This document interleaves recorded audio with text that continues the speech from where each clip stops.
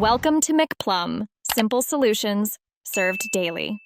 You open the camera and immediately choose cinematic mode so the phone captures depth data. This delivers that shallow depth look. Once done, pick 4K or Full HD and a cinematic frame rate like 24 or 30 FPS, because frame rate affects motion feel. Then choose the lens that matches your composition and enable depth enhancer. Lock auto exposure and autofocus to prevent shifts while you start recording.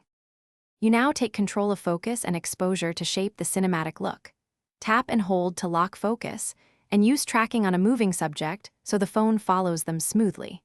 When you want a rack focus, plan 2 positions and move the camera slowly while tapping to shift focus. This creates intentional depth transitions. Also make small exposure adjustments or enable HDR video to keep highlights and shadows balanced during the shot.